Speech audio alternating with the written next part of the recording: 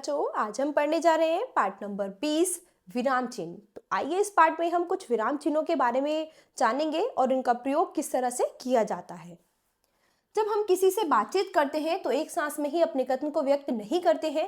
बातचीत में रुक रुक कर अपनी बात को भले प्रकार से समझाते हुए बोलते हैं। इस प्रकार जब हम अपनी बात लिखकर प्रकट करते हैं तो विभिन्न प्रकार के भावों, स्थितियों तथा उतार चढ़ाव को व्यक्त करने के लिए कुछ चिन्हों का प्रयोग करते हैं, जिन्हें विराम चिन्ह कहते हैं। विराम चिन्हों के अभाव में कभी कभी वाक्य के सही अर्थ को ग्रहण करने में कठिनाई होती है।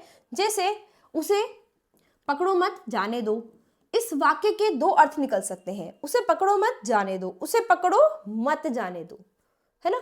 तो क्या है, एक कॉमा जो हमने लगाया है, इससे ही कितना प्रभाव पड़ गया कि इस वाक्य के दो अर्थ हो गए। ये दोनों अर्थ तभी स्पष्ट हो पाए जब इस वाक्य में अल्प विराम का प्रयोग किया गया। तो अल्प विराम के प्रयोग से ही हमें पता चलेगा वाक्य सही अर्थ क्या प्रकट कर रहा है। हिंदी के प्रमुख विराम चिन्ह, हिंदी में प्रचलित विराम चिन्ह निम्नलिखित है। तो ये है पूर्ण विराम, अल्प विराम, अर्ध विराम, प्रश्नवाचक चिन्ह, विस्मय सूचक चिन्ह, निर्देशक चिन्ह, उद्धरण चिन्ह, योजक चिन्ह, कोष्टक चिन्ह, लाघव चिन्ह और यह है हंस पद। तो सबसे पहले पढ़ेंगे पूर्ण विराम के बारे में। प्रश्न सूचक वाक्यों को छोड़कर सभी प्रकार के वाक्यों के समाप्त होने पर पूर्ण विराम का प्रयोग किया जाता है। इसका चिन्ह है इस तरह से, जैसे बारिश तेज हो रही है, पिताजी ऑफिस से आ गए। तो पूरा वाक्य समाप्त हो गया, उसके बाद हम इस तरह से पूर्ण विराम का प्रयोग करते हैं। अल्प विराम का प्रयोग बहुत कम अवधि तक रुकने के लिए वाक्यों के बीच में किया जाता है। इसका चिन्ह कुछ इस तरह से है, जैसे जो आदमी आया था चला गया, हाँ मैं भी चलूंगा। इसके बाद है अर्धविराम तीसरा। पूर्ण विराम से आधे समय रुकने के लिए अर्धविराम का प्रयोग किया जाता है। इसका चिन्ह है जैसे मुझे बाजार से दाल और चावल, फल और सब्जियां, किताबें और कॉपियां खरीदनी है। शिक्षा मनुष्य को साक्षर बनाती है, चरित्र का निर्माण करती है, नैतिकता का विकास करती है। इसके बाद चौथा है प्रश्नवाचक चिन्ह। इस चिन्ह का प्रयोग प्रश्नवाचक वाक्यों के अंत में किया जाता है। इसका चिन्ह है इस तरह से। तो जिन वाक्यों में प्रश्न किया जाता है वहां पर हम इसका प्रयोग करते हैं। तुम कहाँ रहते हो, तुम्हें किससे मिलना है। तो ये वाक्य क्या है, प्रश्न सूचक। पांचवा है विस्मयादिबोधक चिन्ह। विस्मय, शोक, घृणा, हर्ष या आश्चर्य आदि का भाव प्रकट करने के लिए या किसी को संबोधित करने के लिए विस्मय सूचक चिन्ह का प्रयोग किया जाता है। जैसे अरे तुम गए नहीं, छी कितनी गंदगी है। तो इस तरह से इस चिन्ह का प्रयोग किया जाता है। इसके बाद है निर्देशक चिन्ह। तो इस चिन्ह का प्रयोग इस तरह से किया जाता है, किसी के बोले हुए वाक्य को लिखने के पूर्व कहना, बोलना, बताना आदि क्रियाओं के बाद तथा निर्देश देने वाले वाक्यों के बाद निर्देशक चिन्ह का प्रयोग किया जाता है। जैसे राम लक्ष्मण तुम सीता का ध्यान रखना। खड़क सिंह, तो खड़क सिंह कौन थे, बाबा, इस घोड़े को अब तुम्हें नहीं लौटाऊंगा। इसके बाद सातवां है उद्धरण चिन्ह। हमें इसे अवतरण चिन्ह भी कहा जाता है। उद्धरण चिन्ह दो प्रकार के होते हैं, इकरा उद्धरण चिन्ह और दोहरा उद्धरण चिन्ह। इकरा उद्धरण चिन्ह, इस चिन्ह का प्रयोग कवि या लेखक के उपनाम में, पुस्तकों, समाचार पत्रों, पत्रिकाओं के नामों और सूक्तियों या कहावतों में किया जाता है।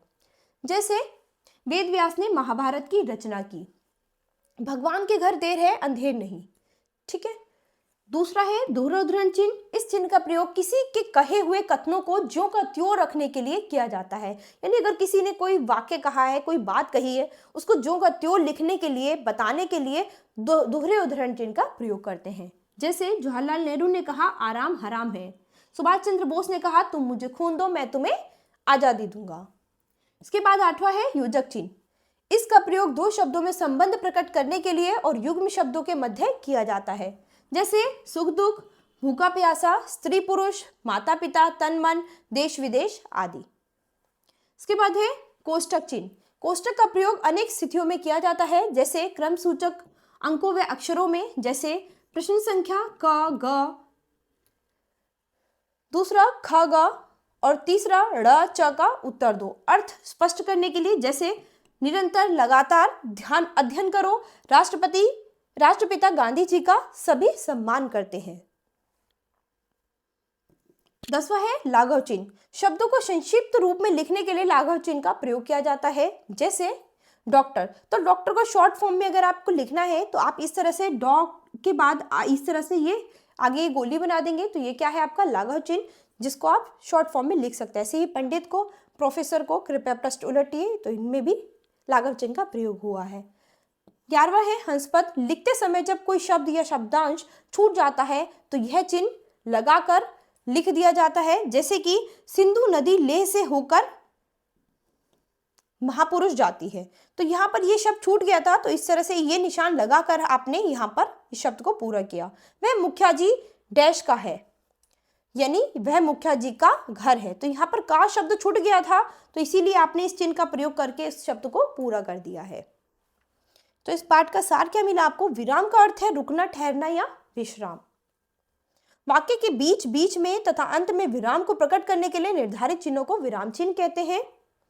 प्रश्नवाचक वाक्यों को छोड़कर सभी प्रकार के वाक्यों के समाप्त होने पर पूर्ण विराम का प्रयोग किया जाता है।